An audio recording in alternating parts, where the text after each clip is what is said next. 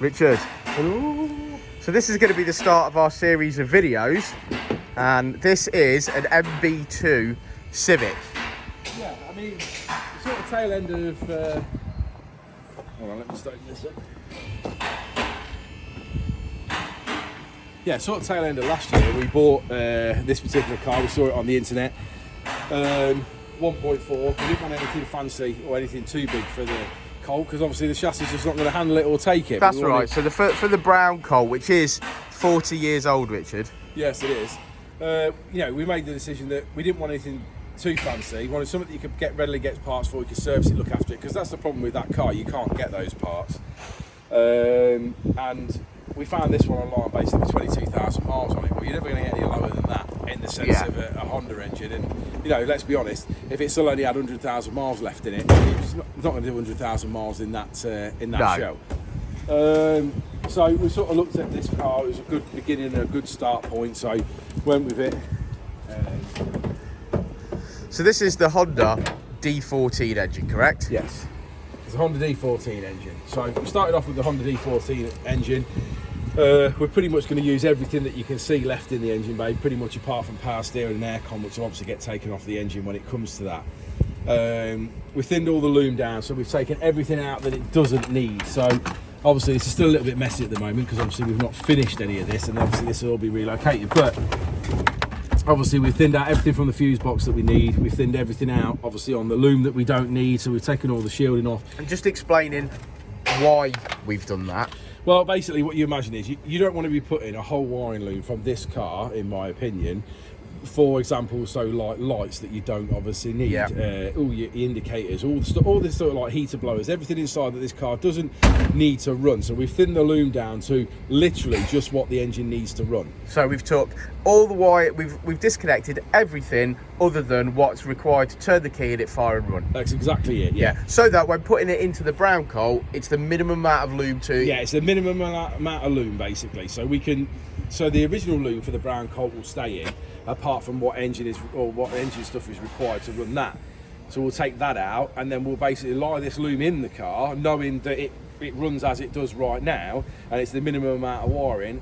And then we can obviously just give it powers, give it earths, and away we go. Because obviously, again, we've got our powers and our earths. So you've got a power obviously down to the starter, down to the down to the alternator, comes back to the fuse box, and then obviously the fuse box back out into the main loom, and then that's it really. There isn't a lot else going on. The main powers are obviously here. You've got an earth which obviously just runs, you know, from the negative terminal of the battery to the body. Obviously we'll make some different make all new power leads up obviously for your vehicle when it comes to it. Obviously they may be slightly longer or whatever, so we may have to take the engine loom apart and lengthen some of the power cables on that. Again, no major issue. But I'm happy that we're at the point where this loom is actually thinned out now in this car, and the mechanicals are ready to come out. So we've made a start yesterday. What else do you think we may need from this car other than what we're looking at right now to make it run in the Colt? We're going to need some clocks. Well, if you look in the inside, I've done the wiring that way so that the original clocks are still in position with the loom. So you have to ignore the mess as such. The only bit I haven't tidied up on the inside at the moment is down to the ECU, in case there's anything we need. But we've got things like the fuel cut-off switch are obviously still in, the starter relay is obviously still in. We've still got the immobiliser on the key, so we've still got that in the system. We'll have that in the new car, which is more security than it ever would have had. Yeah, of course. With that car. Started with a teaspoon. Yeah. Obviously we've got the original fuse box of the car. Obviously it needs that because there's certain inputs and outputs obviously you know, that it still needs, but everything like all the fog lights, everything that doesn't be needed is gone. Anything that runs to the back of the car, so all the lights, anything running to the back of the car at the moment is fuel pump and sender unit. So that's all we're going to need. Yeah, it's basically that. Obviously gauge wiring going back to the gauge for a fuel gauge so that it obviously works. You know, it's all that sort of stuff. We're going to have to fit those clocks into the Colt, which unfortunately is a little bit of a shame, but I don't think it will be the end of the world either. We may have to, you know, look at perhaps taking each individual dial out and then maybe looking at making our own bezel for it or something. But I mean, that's a whole different conversation when we get that far. You know what I mean? I mean, I think if you take off the actual casing, it's pretty flat in there, and that might actually then fit into the standard hole where the clocks Yeah, are I mean, we currently. want to make it look as OEM as possible. That's right. I mean, yeah, admittedly, yeah. it's not going to be No, OEM, but no. it's as OEM as possible. I mean, that was the point of thinning the loom down so that you haven't got 15 kilos of wiring in there that you don't need. You know what I mean? And it obviously all running all over the place and being a mess. I mean, you don't need all the heater controls and all that side of things, do you? You know what I mean? Because it's not going to be needed. That's all going to stay in that original car from, you know, from how it is right now. Which never had an ECU or CAN bus or anything like that. No. I mean, so that will all still work. The beauty of using something older, and this is why we've used this isn't CAN bus wiring, thank God. And it's just old basic wiring where it's a 5 volt negative or a 12 volt positive. It's all easy to trace. It's all easy to find. I suppose working on MBs for a few years helped on on these, but you know, unfortunately, it's a shame to a point to break a car that's only done 22,000 miles, but for what it's going into, this car's actually serving 2 projects as well. We've got an EK that we're looking to do some work on at the end of the year. That's right, yeah. So what we're going to be utilising for the EK? Suspension mainly, so that we can obviously recondition your suspension, powder coat, bush it and everything prior to it going into the EK, so it just speeds that process up. I'm going to keep the wheels off this one for that. Pretty tidy. Yeah, I need the front subframe and a few other bits. You know, we're considering a K-swap on it. So it's going to live on. It's going to live on. It's served its purpose, and it's going to make... This car's certainly going to service 2 projects, let's put it that way. Yeah. So nice. This car's going to get broken anyway for anything else that we've got. I mean, to be fair, we've got 2 dashes out of 2, one that we broke previously.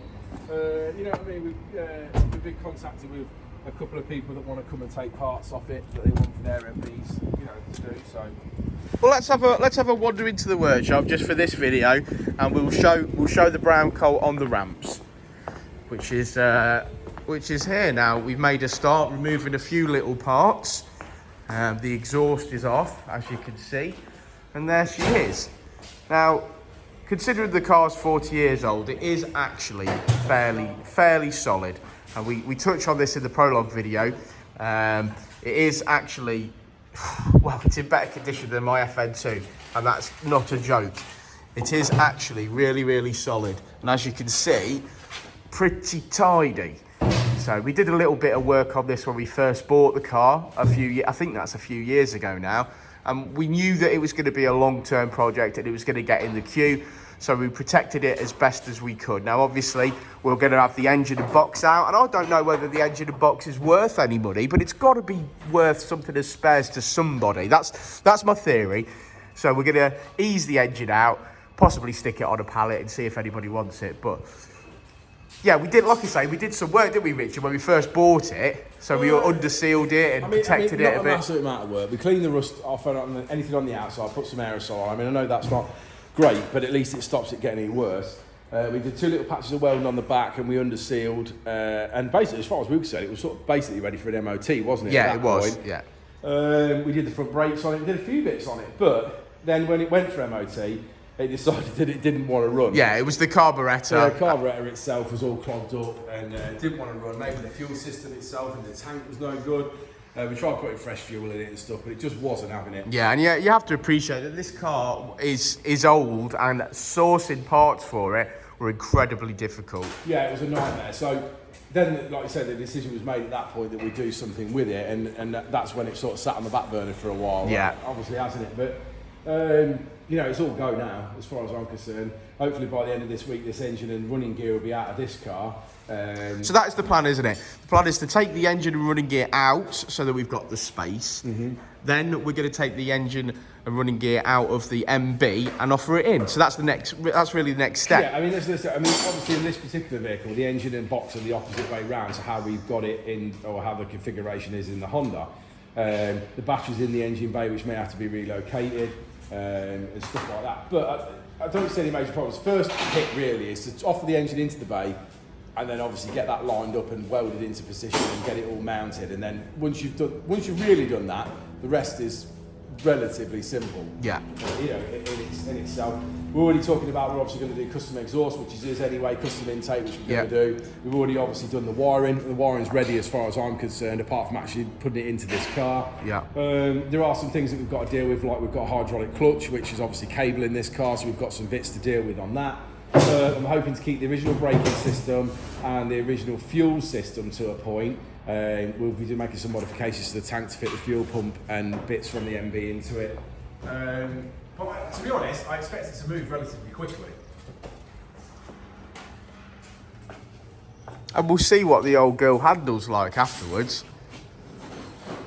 I don't think that you can use the word handling and this car at the same time. Yeah, perhaps not. It probably isn't going to handle any worse than it did before. It'll drive like a 40-year-old car. Indeed it will. Indeed it will. And I've still got my Volvo Acer. I love those wheels. I really do love them. I've got a chubby for those in a big way. So, but yeah, okay. So that's like sort of the last video we did on this motor was a bit of a prologue, and this is what we're going to class as episode 1. The next video you see will be us pulling some bits and bobs out. So yeah, so there's the plan, guys. Thanks for stopping in, and we'll make a playlist on this video so that you can see all the different episodes as we go. Like and subscribe and all that jazz. But don't forget, Dynodaze predominantly K-swaps. So if you've got a K-swap you want finishing, you've got a K-swap you want doing from start to finish, we can price that up. Any sort of servicing or mechanical, pretty much any engine swap. So give us a shout if you need some help. There's Jason in the background. He's on with this FN2 today, Customers FN2. So yeah, guys, thanks for stopping by, and we'll speak to you on the next one.